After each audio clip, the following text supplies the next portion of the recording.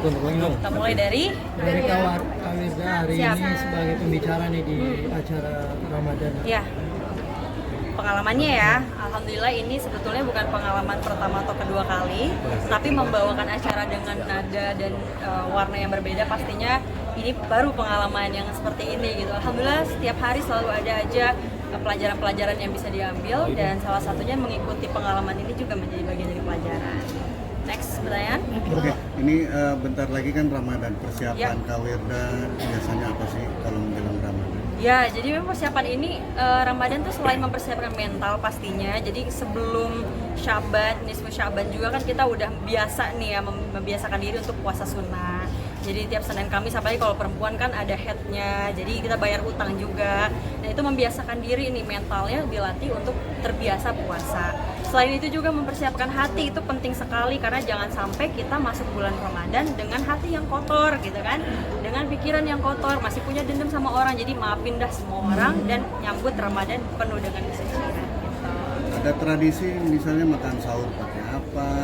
Itu dia makanya. Nah kalau papa ini kan orangnya memang keluarga banget, jadi senang kekeluargaan, buka puasa, sahur itu pasti bareng. Biasanya tuh ya yang jadi khasnya adalah ya masakannya mama sendiri pastinya, yang suka mama bikin itu telur balado itu udah pasti tuh buat sahur gitu sih.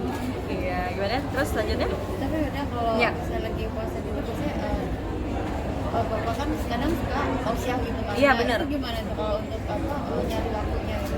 Ya, jadi memang kalau ayah sendiri biasanya bulan puasa itu malah dikurangin jadwalnya. Jadi beliau itu lebih seneng ceramah di rumah ketimbang di luar, apalagi kalau bulan puasa karena itu momen dimana deket banget kan sama keluarga. Apalagi adik-adik aku pada nyantrin juga. Nah biasanya kalau bulan Ramadan itu pada pulang ke rumah, disitulah momen kebersamaan dibentuk. Kita taraweh bareng, kemudian kita diisi dengan kajian bareng habis taraweh. Jadi selalu ada momen-momen tertentu yang khusus diciptakan oleh ayah sendiri. Ada tradisi setoran hafalan nggak sih Kak Wirda? Gimana? Setoran hafalan ada tradisi nggak sih? di Kalau bulan Ramadan? setoran hafal itu nggak lihat waktu Ramadan ya. Jadi aku walaupun keluar kota itu selalu ditagih sama papa kayak kamu hari ini belum setoran, ayo kirim voice note gitu. Jadi dikirim lewat WA. Terus nanti kadang maju sendiri. Nah bedanya itu kadang-kadang ya kalau kita ngadep sama ayah tuh agak tremor ya. Jadi hafalannya buyar gitu. Sebenarnya saya lebih suka kalau papa lagi pergi atau saya lagi pergi karena kita ketemunya di WA gitu. Sorry tadi yang gimana pertanyaannya? Apa namanya berarti ayah itu Ah?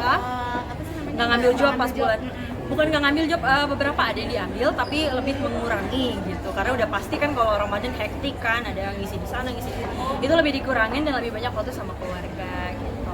Ada tradisi mudik apa kayak gimana? Mudik kayak kita orang Betawi kebetulan Oh, dari Betawi. Brojol sampai gede di situ-situ aja, jadi kita kagak ada yang mudik. Nah pernah tuh waktu itu aku punya pembicaraan khusus sama adik-adik, kita ngiri deh sama orang-orang yang punya kampung halaman karena kita dari Brojol sampai gede tinggalnya di situ-situ aja, kita kagak mudik sama sekali ini.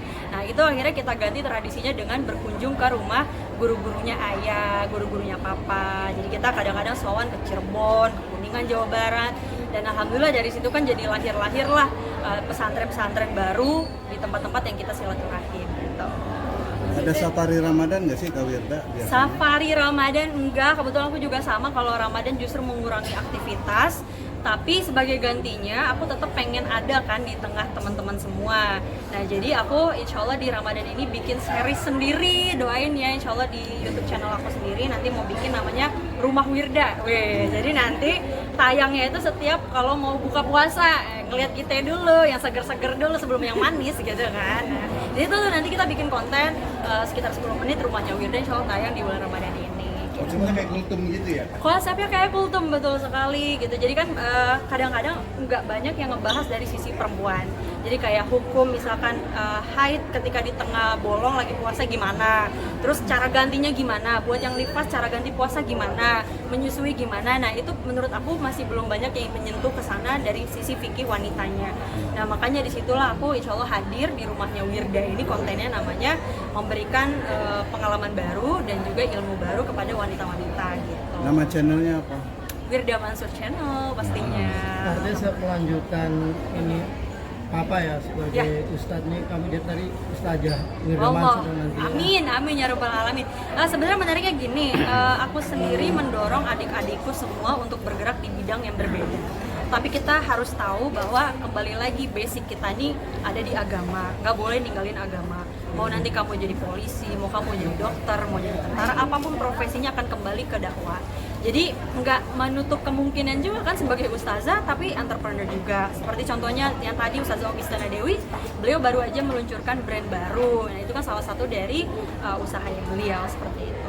Wirda sudah siap menjadi seorang ustazah atau sudah siap dipanggil seorang ustazah belum? Oh enggak, tentunya enggak, karena parameter ustazah itu kan balik lagi pada ilmu ya. Kalau Wirda sendiri sih masih merasa belum banyak ilmunya dan kayaknya masih belum dalam waktu yang akan datang.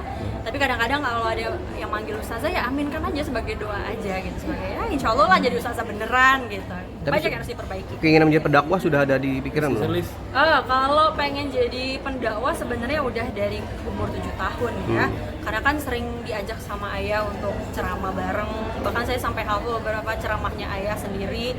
Nah dari situ dimulai dari gantiin ayah. Kalau ayah nggak bisa ngisi, saya yang dipanggil gitu. Gantiin ayah ceramah, lama-lama jadi saya sendiri yang kemana-mana gitu sampai sekarang alhamdulillah. Dan sudah merasa punya ilmu yang cukup untuk menjadi ustazah? Tidak pernah justru mungkin karena ya kita lebih pengen ini aja lah, pengen belajar aja bawaannya. Wirda,